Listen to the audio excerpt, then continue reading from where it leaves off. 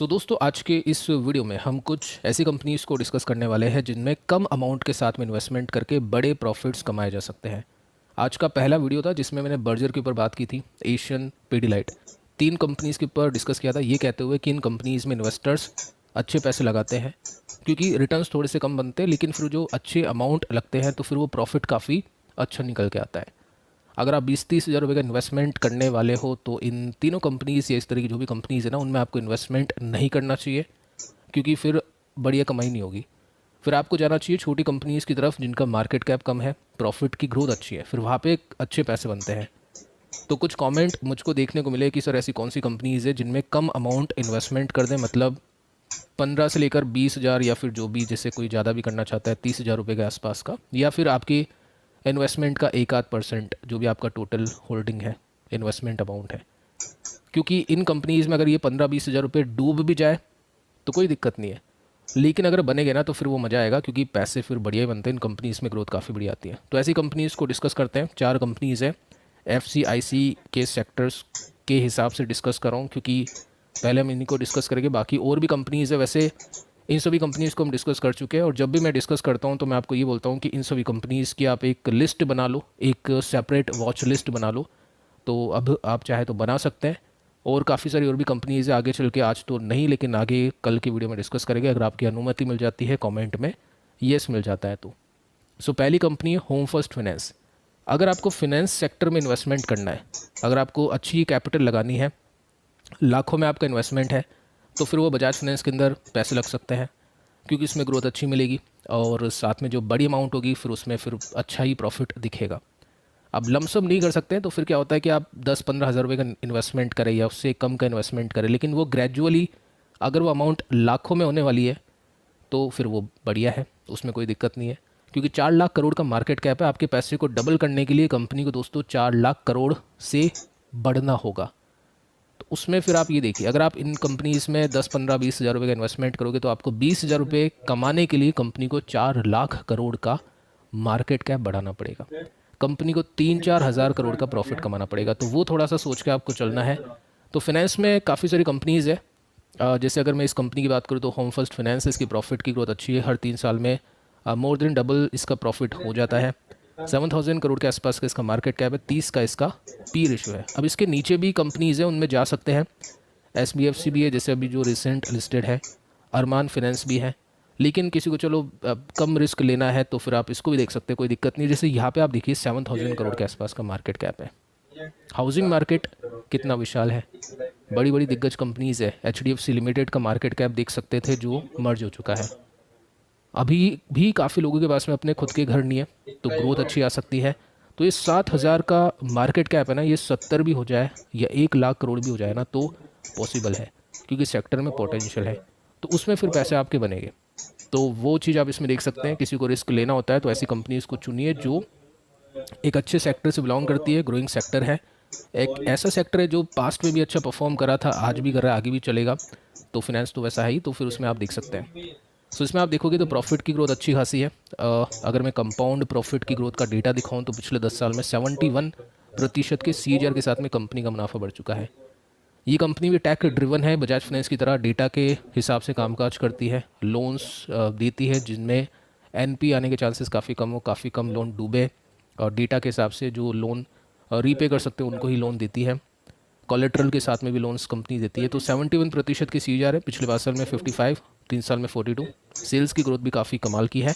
अभी के समय थोड़ी सी दिक्कतें हैं, लेकिन हाँ लॉन्ग टर्म के लिए इसको रखा जा सकता है, देखा जा सकता है किसी को अगर कम अमाउंट के साथ में जाना है। तो एक्चुअली अभी देखें तो 818 के आसपास की क्लोजिंग है, सपोर्ट पे तो नहीं है, लेकिन अगर ये आपको 700 के आसपास मिलता है तो इसको देख सकते हैं। पहले भी इसको हमने डिस्कस किया था यहाँ पे काफ़ी बार, जब PE कंपनीज़ ने, प्राइवेट एक्विटी कंपनीज़ ने इसमें बिकवाली की थी, तो ये कुछ सपोर्ट के लेवल्स थे। अभी कुछ दिनों पहले रेसिस्टेंस पे डिस्कस किया था कि यहाँ से प्रॉफिट की बुकिंग आ सकती है। प्रॉफिट की बुकिंग आप देख भी पा रहे होगे, पिछले 2 दिन से इसमें प्रॉफिट की बुकिंग ही चल रही है। अगर ये आपको मिलता है सपोर्ट पे तो इसको डेफिनेटली देख सकते हैं, अपनी वॉच लिस्ट में रख सकते हैं। सेकंड कंपनी है हिंदुस्तान फूड्स। अब ये एफ में हमने देख लिया फाइनेंस में, अब ये सी में है यानी कंजप्शन में है।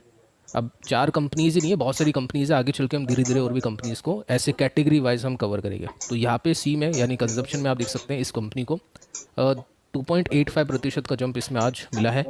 6000 करोड़ के आसपास का इसका मार्केट कैप है, 78 का पी है। अब ये पी पर मत जाना, क्योंकि पी आपको दोस्तों बढ़िया कंपनी में ना महंगी मिलेगी वैल्यूएशन आपको।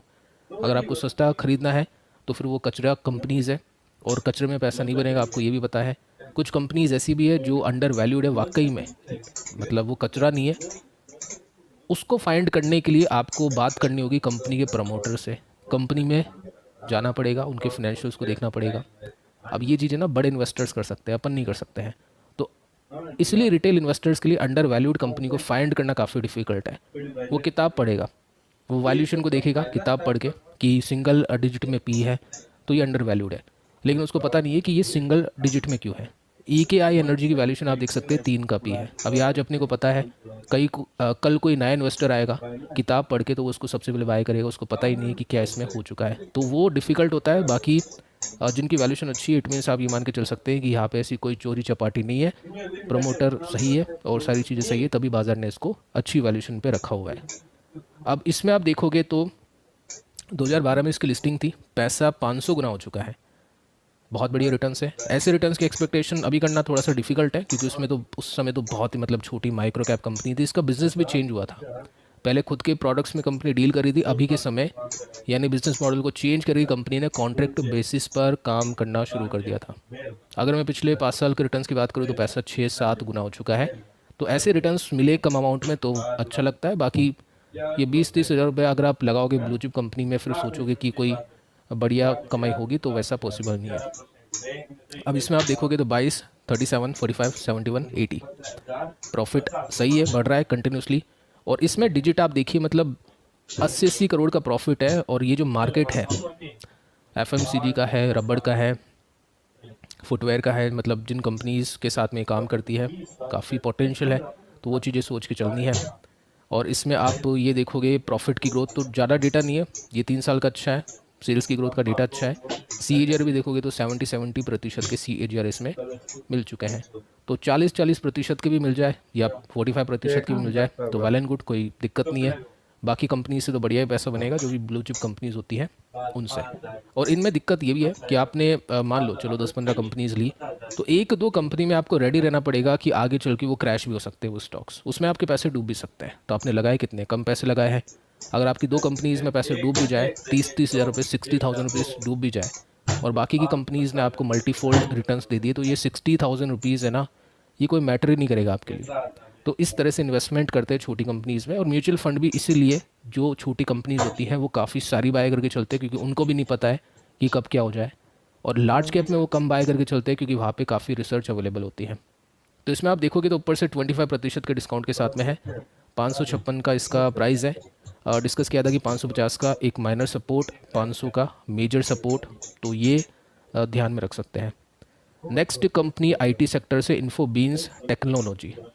अब मैं डिस्कस कर रहा हूँ ऐसी कंपनीज़ को जिनके स्टॉक्स अपने सपोर्ट के आसपास है। होम फर्स्ट फाइनेंस के अलावा सारे स्टॉक्स अपने सपोर्ट के आसपास है।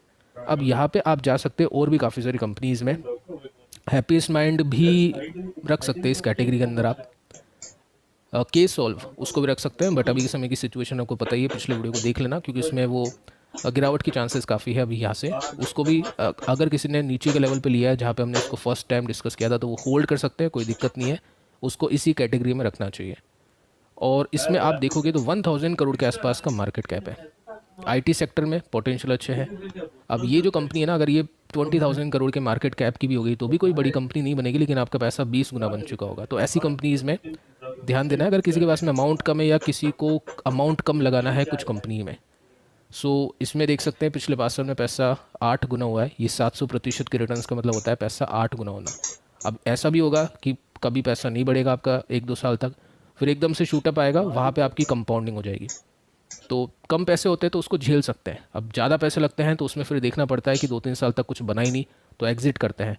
तो इसलिए ज़्यादा पैसे लगते हैं कंसिस्टेंट कंपनीज़ में, जिनमें चलो स्लोली ग्रोथ आपको मिलती रहे। आपके पास में पैसे अच्छे हैं तो पैसे आपने अच्छे लगाए होंगे वहाँ पे, तो फिर आपको उसमें जो कम परसेंटेज होते हैं उसमें भी आपको अच्छे प्रॉफिट दिखाई देते हैं। तो इस तरह से जो कंपनीज़ होती है उसमें डील करनी चाहिए। अभी के समय की प्रॉफिट की बात करें तो 21, 37, 55, लेकिन यहाँ पे 2 साल से कंपनी का मुनाफा गिरा है। सेल्स में कोई दिक्कत नहीं है, डिमांड को पूरी करी कंपनी, लेकिन प्रॉफिट कम हुआ है क्योंकि प्रॉफिट के मार्जिन्स इसके घटे हैं। सो ऐसी जब भी ट्रबल वाली सिचुएशन होती है, छोटी कंपनीज अच्छा परफॉर्म नहीं कर पाती, लेकिन जब सिचुएशन चेंज होती है ना, तो इन छोटी कंपनीज के पास में बढ़िया काम आता है। ये 28 करोड़ का प्रॉफिट है, ये 280 करोड़ का भी हो जाएगा तो कोई बड़ी बात नहीं है, क्योंकि 280 करोड़ कोई बिग अमाउंट नहीं है आईटी सेक्टर के लिए। तो इस वजह से क्या होता है, ये छोटी कंपनीज काफ़ी बढ़िया परफॉर्म करती है। लेकिन फिर कभी कभी ऐसा भी होगा कि 28 का प्रॉफिट अटका रहेगा कुछ समय के लिए, तो उस सभी चीज़ों के लिए रेडी रहना चाहिए। तो इसके टेक्निकल्स को देख लेते हैं। ऊपर से 45% के डिस्काउंट के साथ में है। यहाँ पे पोज इसने लिया है, एक बॉटम फॉर्मेशन इसको मान के चल सकते हैं। ये 476 और ये मैक्सिमम जिसने यहाँ से काफ़ी बढ़िया रिकवरी दी थी 400। तो ये जो लेवल है 500 से 400 के बीच में, यहाँ पे एक्यूमुलेशन किया जा सकता है। यहाँ पे इसको उठाने के बारे में सोच सकते हैं। अपनी स्टडी कर लेना एक बार, अगर आपको कन्विक्शन आए तो ही करना है, क्योंकि आगे चल के ऐसी जो छोटी कंपनीज़ हैं और डिस्कस करेंगे। आप अपनी लिस्ट बना लेना, वॉच लिस्ट में तैयार कर लेना। उसके बाद में जो भी कंपनीज़ में आपको लगता है कन्विक्शन आता है उनमें देख सकते हैं। अब इसके बाद में दोस्तों केमिकल की बात करते हैं। तो कैम क्रक्स एंटरप्राइजेस एक केमिकल कंपनी है। 1% का जंप इसमें दिखाई दिया। 467 करोड़ का मार्केट कैप है जस्ट, मतलब 500 करोड़ के भी नीचे है। सुपर पैनी स्टॉक है ये। 36 का इसका पी रेशो है। केमिकल का अच्छा फ्यूचर है, तो ये कंपनी बड़ी बन जाती है तो बढ़िया पैसे इसमें बन सकते हैं। अगर मैं बात करूँ पिछले 5 साल की, तो पैसा 25-26 गुना इसने करके दिया है। अब पैटर्न भी आप देखोगे तो कोई ऐसा है नहीं कि कुछ अजीब से पैटर्न बन चुका हो। जो पहले पैटर्न बना था उसी तरह से गिरावट इसके अंदर अभी के समय जारी है। तो इसमें आप देखोगे तो डेटा वैसे है नहीं इसके अंदर। किसी भी वेबसाइट के पास में मतलब 2 साल से ऊपर का डेटा अवेलेबल नहीं है, जितनी वेबसाइट मैंने देखा। बाकी आप देख सकते हो और भी वेबसाइट पे। तो प्रॉफिट की ग्रोथ इसकी अच्छी है, बट प्रॉफिट का अमाउंट कम है। तो क्या होता है फिर, जब प्रॉफिट बढ़ते हैं तो बढ़िया परसेंटेज आते हैं। तो 316 का प्राइस है, सपोर्ट के आसपास है 316 का। और अगर ये थोड़ा सा और नीचे जाता है तो यहाँ पे आप 275 रुपीज़ का मान सकते हैं। तो इसके बीच में एक्यूमुलेशन करना बनता है, अगर किसी को कोई छोटी कंपनी चाहिए जिसमें मल्टीफोल्ड रिटर्न बन पाए, होल्ड कर सकें, अमाउंट कम हो। तो फिर आप देख सकते हैं इसमें 37% का डिस्काउंट अवेलेबल है।